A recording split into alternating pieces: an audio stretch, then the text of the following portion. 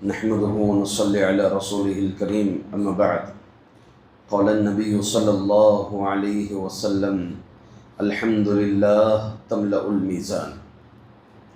معزز حاضرین، فضائل اعمال کا سلسلہ بعد نماز فجر جاری ہے۔ آج کے درس میں ہم الحمدللہ کی فضیلت جانیں گے۔ الحمدللہ جس کے معنی ہیں ہر قسم کی تعریف و توصیف اللہ رب العزت کے لیے، اللہ تعالیٰ کے بے شمار احسانات ہم پر ہیں۔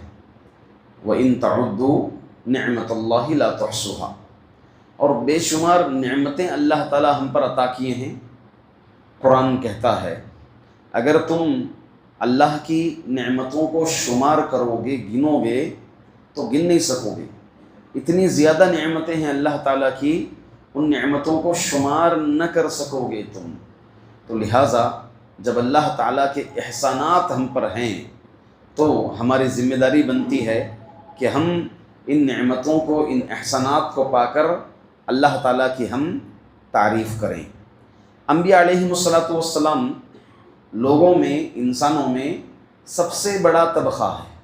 انبیاء علیہم السلام بھی اللہ تعالیٰ کی تعریف کرتے تھے، اللہ تعالیٰ کی توصیف کرتے تھے۔ جب نوح علیہ السلام کی قوم پر عذاب آیا، نوح علیہ السلام کو اللہ تعالیٰ نے حکم دیا کہ آپ پر جو ایمان لائے ہیں اہل توحید کو کشتی میں سوار ہونے کا حکم دیا۔ نوح علیہ السلام جب کشتی میں سوار ہو گئے اور پھر اللہ کا عذاب قوم پر آ گیا، پوری بستی، پوری قوم والے جب ہلاک ہو گئے تو نوح علیہ السلام نے اپنے بچاؤ کو دیکھ کر کے، اپنی نجات کو دیکھ کر کے اللہ تعالیٰ کی تعریف کی۔ الحمدللہ الذی نجانا من القوم الظالمین، تمام تعریفیں اس اللہ کے لیے ہیں جس نے ہمیں نجات دلایا ظالم قوم سے، جس نے ہمیں ظالم قوم سے نجات دلایا۔ اللہ تعالیٰ دو انبیاء خصوصاً حضرت داؤد علیہ السلام اور ان کے بیٹے سلیمان علیہ السلام کو بے شمار نعمتیں اللہ تعالیٰ نے عطا کی تھیں۔ انہی نعمتوں میں سے اللہ نے انہیں علم جیسی نعمت بھی عطا کی، تو اس نعمت کے حصول کے بعد دونوں نے اللہ تعالیٰ کی تعریف و بیان کی۔ قرآن کریم اس کا نقشہ کھینچتا ہے، الحمدللہ الذی فضلنا علی کثیر من عبادہ المؤمنین، تمام تعریفیں اس اللہ کے لیے ہیں جس نے ہمیں دوسرے بندوں پر ہمیں فضیلت عطا کی۔ کیسی فضیلت؟ علم جیسی دولت دے کر اللہ تعالیٰ نے دوسرے بندوں پر ہمیں فضیلت عطا کی۔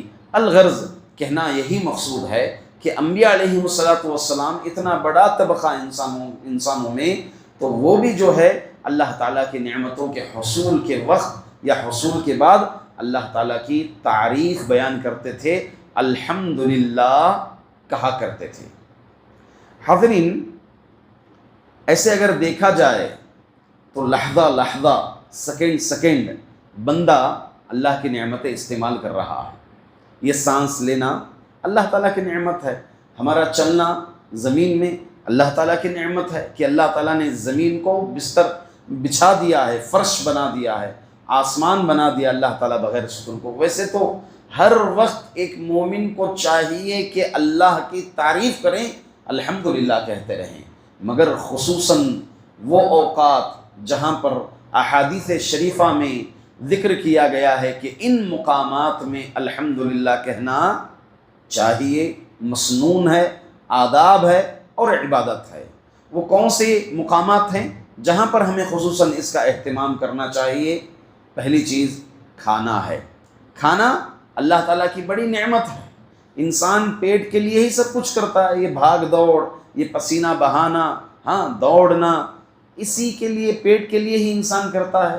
تو کھانا اللہ تعالیٰ کی بہت بڑی نعمت ہے، اسی لیے اللہ کے رسول صلی اللہ علیہ وسلم کھانا کھانے کے بعد دعا سکھائے ہیں، الحمدللہ الذی اطعمنی ھذا ورزقنیہ من غیر حول منی ولا قوہ۔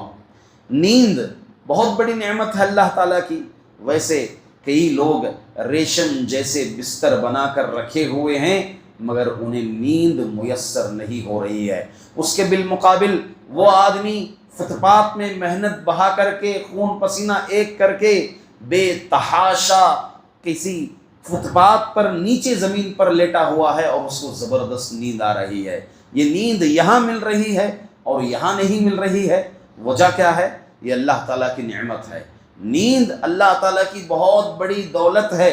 اسی لیے حدیث شریفہ میں نیند سے بیدار ہوتے ہی اس نعمت کا احسان، اس نعمت پر تعریف کرتے ہوئے حدیث شریف نے بتایا ہے الحمدللہ الذی احیانا بعدما اماتنا والیہ النشور، کہ تعریفیں ہیں اللہ تعالیٰ کے لیے ہے. الحمدللہ الذی احیانا، جس نے ہمیں بیدار کیا، دوبارہ زندگی عطا کی.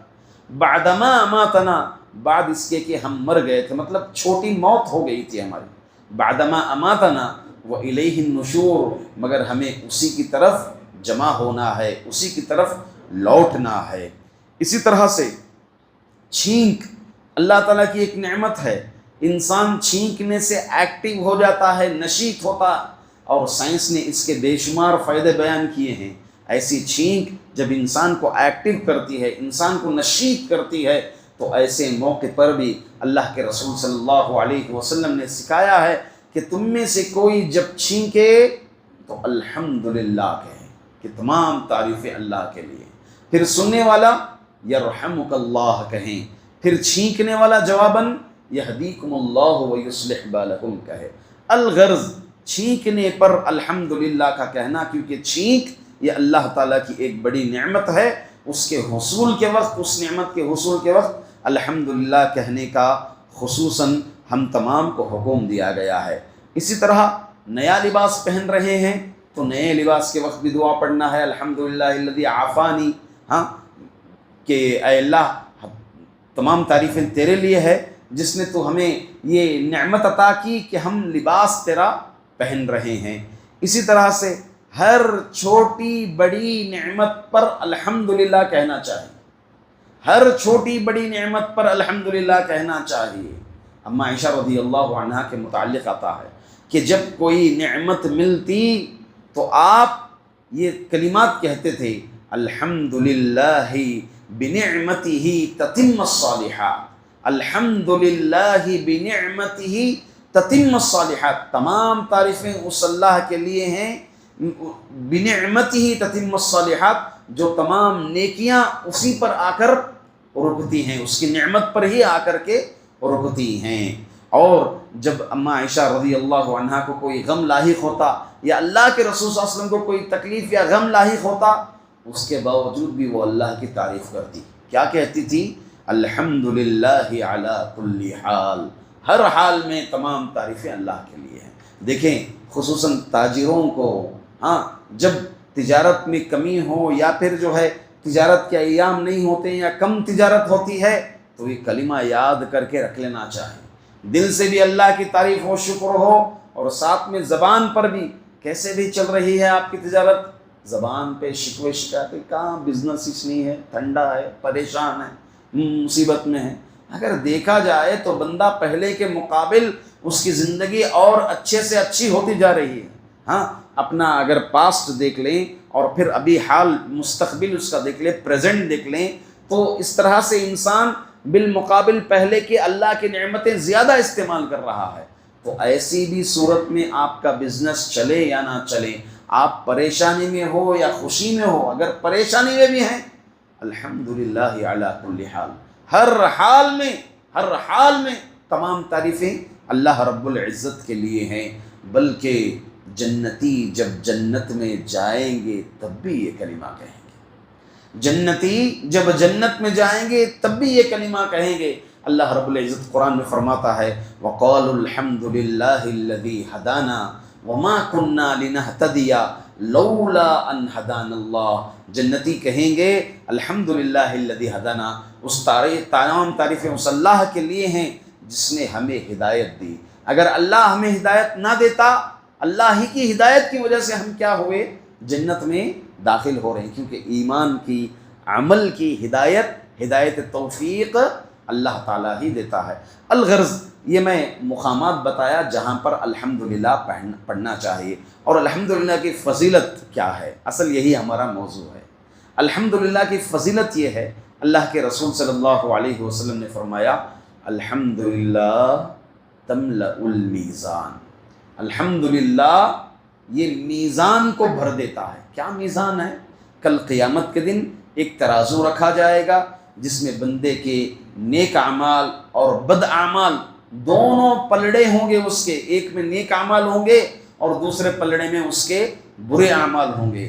تو الحمدللہ زندگی میں جو زیادہ کہتا ہے، الحمدللہ زندگی میں جو زیادہ کہتا ہے، ظاہر سی بات ہے اس کے نیک اعمال کا پلڑا بھرا ہوگا۔ یہی اللہ کے رسول صلی اللہ علیہ وسلم نے فرمایا الحمدللہ تملأ المیزان، کہ الحمدللہ میزان کو بھر دیتا ہے۔ اس کے فائدے بھی بہت زیادہ ہیں، اس میں سے ایک دو فائدے میں گنا کر اپنی بات کو ختم کر دوں گا کہ بندہ جب پورے اخلاص کے ساتھ جب کہے گا، دیکھیں بڑی پیاری حدیث ہے، بڑی پیاری حدیث ہے کہ بندہ جب پورے دل سے یہ الحمدللہ کہے گا تو اللہ رب العزت بہت زیادہ خوش ہوتے ہیں۔ حدیث میں آتا ہے کہ اللہ کے رسول صلی اللہ علیہ وسلم نماز پڑھا رہے تھے، ایک صحابی کو چھینک آ گئی، انہوں نے چھینک میں کہہ دیا الحمدللہ حمدا کثیرا طیبا مبارکا فی۔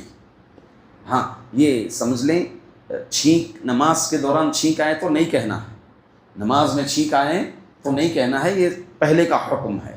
بس اس میں مقصود کیا ہے، امام ترمذی رحمۃ اللہ علیہ نے اس کو نقل فرمایا ہے، اس میں مقصود کیا ہے؟ مقصود یہ ہے کہ الحمدللہ کلمہ کتنا پسند ہے۔ اس کے بعد یہ صحابی نے جیسے ہی کہا نماز ختم ہو گئی، اللہ کے رسول صلی اللہ علیہ وسلم نے پوچھا کہ نماز میں کس نے یہ کلمات کہے؟ الحمدللہ حمدا کثیرا طیبا مبارکا فی، یہ کلمات کس نے کہے؟ بیچارے ڈر ڈر کے کہا کہ میں نے کہا۔ تو اللہ کے رسول صلی اللہ علیہ وسلم نے کہا قسم ہے اس ذات کی جس نے مجھے پورے حق کے ساتھ بھیجا ہے، جس کے قبضے میں میری جان۔ فرماتے ہیں اللہ کے رسول صلی اللہ علیہ وسلم کہ 30 سے زائد فرشتے آئے، 30 سے زائد فرشتے آئے، اور یہ فرشتے ان کلمات کو لکھنے کے لیے ایک دوسرے پر سبقت کیے کہ یہ کلمے کو میں لکھ کر اللہ تعالیٰ کے سامنے پیش کروں، اس کلمے کو میں لکھ کر کے اللہ تعالیٰ کے سامنے پیش کروں۔ تو حاضرین یہ کتنی بڑی بات ہے اور کتنا بڑا فائدہ ہے کہ الحمدللہ ہماری زبان سے ادا ہو رہا ہے، فرشتے اس کو لکھنے کے لیے سبقت کیے جا رہے ہیں۔ اور خصوصاً ہمارے سامنے ایسے لوگ بھی ہیں جن کے مقابلے میں اللہ تعالیٰ ہمیں نعمتیں عطا کیا۔ کئی مریض ہوتے ہیں ہمارے سامنے، غریب ہوتے ہیں ہمارے سامنے، لاچار لوگ ہوتے ہیں ہمارے سامنے، ایسے وقت بھی اللہ تعالیٰ کی تعریف بیان کرنا ہے، انہیں دیکھ کر کے اللہ تعالیٰ کی تعریف بیان کرنا ہے۔ اللہ کے رسول صلی اللہ علیہ وسلم نے فرمایا من رعا مبتلا، جو کوئی کسی پریشان حال کو دیکھے، چاہے بیماری میں ہو، مبتلا آزمائش میں پڑا ہوا ہے، تو ایسے وقت کیا کہنا چاہیے؟ یہ یاد رکھ لیجئے کلمات، الحمدللہ الذی عافانی مما ابتلاک وفضلنی علی کثیر ممن خلق تفضیلا۔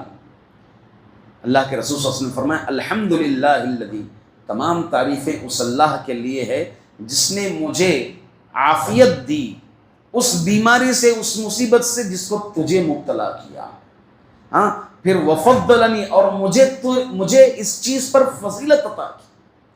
اگر کوئی یہ کہتا ہے کسی کو دیکھ کر کے تو اللہ تعالیٰ اس کو اس مصیبت سے دور کر دیتا ہے، یہ مصیبت سے اللہ تعالیٰ اس کو دور کرتا ہے۔ ہاں ایک مومن کو چاہیے کہ صرف یہ کلمہ کہنا نہیں چاہیے، بلکہ اس مصیبت زدہ کی مدد بھی کرنا چاہیے، اس مصیبت زدہ کی مدد بھی کرنا چاہیے۔ الغرض یہ الحمدللہ کے بڑے فائدے ہیں۔ انشاءاللہ بقیہ فضائل اعمال، سبحان اللہ، اسی طرح سے استغفر اللہ، بسم اللہ، ان کلمات پر انشاءاللہ العزیز مزید ہمارے درس جاری رہیں گے۔ اللہ تعالیٰ سے دعا ہے کہ اللہ رب العزت ہمیں ہر وقت الحمدللہ یعنی اللہ کی تعریف کرتے رہنے کی توفیق عطا فرمائے۔ اللہ ہمارے روزے قبول فرمائے، ہماری دعائیں قبول فرمائے، ہمارا قیام قبول فرمائے، ہماری افطاری، ہماری سحری قبول فرمائے. آمین. وآخر دعوانا ان الحمد للہ رب العالمین.